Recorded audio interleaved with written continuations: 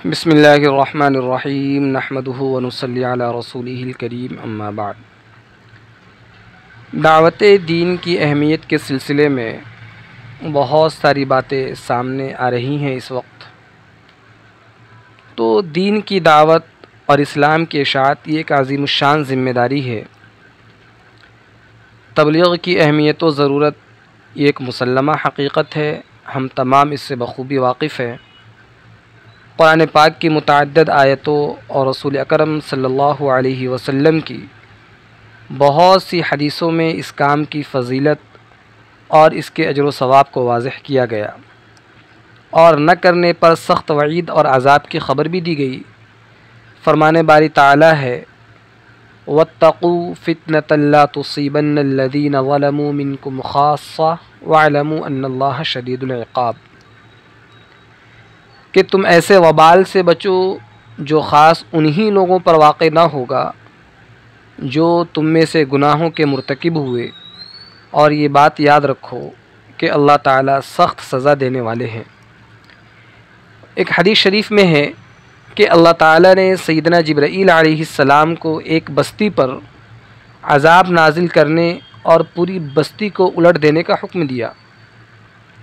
حضرت جبرائیل علیہ السلام نے عرض کی، اے اللہ، اس میں آپ کا ایک ایسا عبادت گزار بندہ بھی ہے جس نے آج تک پلک جھپکنے کے برابر آپ کی کوئی نافرمانی نہیں کی، کوئی گناہ کا کام نہیں کیا۔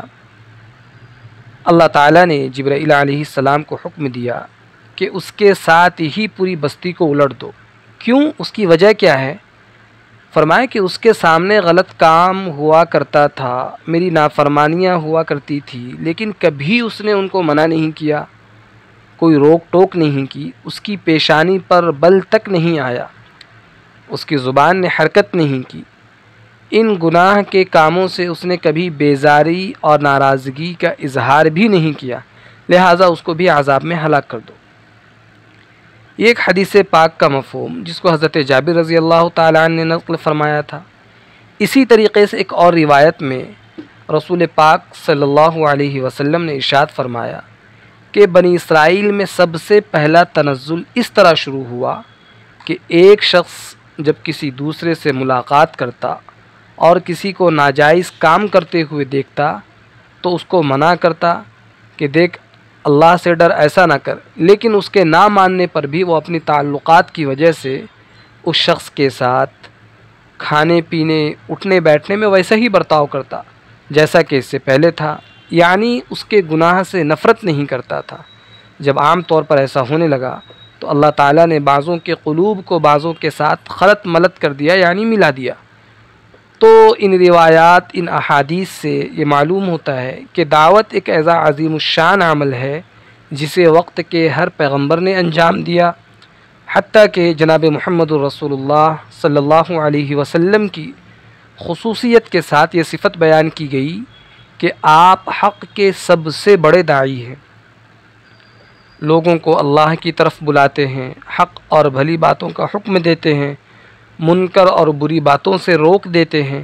قرآن مجید کی متعدد آیتوں میں نبی کریم صلی اللہ علیہ وسلم کو صریح الفاظ میں دعوت دین کا حکم دیا گیا۔ ویسے جتنی آیات میں دعوت دین کا حکم ہے، ان آیات کے مخاطب اصلی تو خود نبی پاک صلی اللہ علیہ وسلم ہیں، لیکن یہ احکام سارے ہی مسلمان مرد و عورت سے متعلق ہے۔ دراصل نبی کریم صلی اللہ علیہ وسلم کے واسطے سے یہ پیغام پوری امت کو دیا جا رہا ہے کہ دعوت دین کی فکر ہم تمام کو کرنی ضروری ہے۔